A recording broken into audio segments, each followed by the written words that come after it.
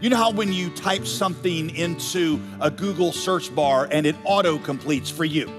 Google knows that you and I follow patterns, and so it auto-fills our search bar according to how we've trained it. Well, the same thing is true with how you respond to adversity. Your heart auto-fills your response based on the patterns that you've established and laid down. Then these men said, "We will never find any charge against this Daniel, unless we find something against him concerning the law of his God."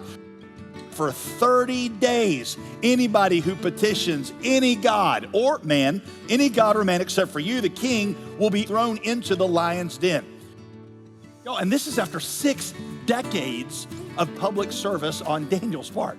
Daniel, by this point, is well over 80 years old. He is still living in captivity in Babylon. What is your instinct when trouble comes? What's your instinct when you feel threatened? When you feel like you're being pressured at your job to do the wrong thing, or you feel like you're being treated unfairly by your boss or by your colleagues, or when you're being pressured to toe the party line, even though it goes against your conscience, and you feel this overwhelming pressure to conform, what is your natural instinctive response?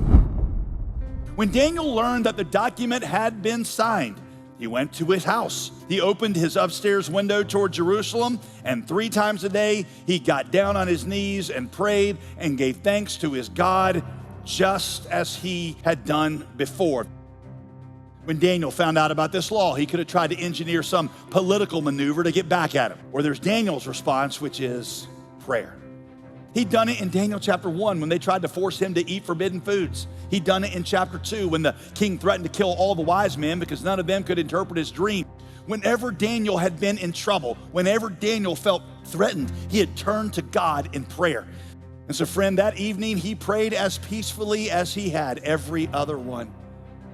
Many people think that prayerlessness is really the result of a lack of self-discipline. It's just a lack of self-discipline. But prayerlessness is ultimately rooted in pride.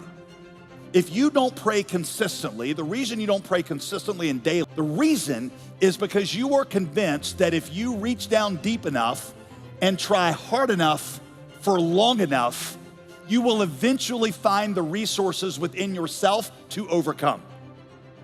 I might go so far as to say his number one agenda in your life is to humble you out of the pride of self-sufficiency.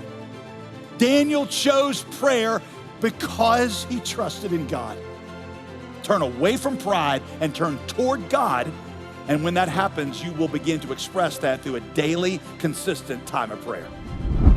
Prayerlessness is the indicator light on the dashboard of the Christian life.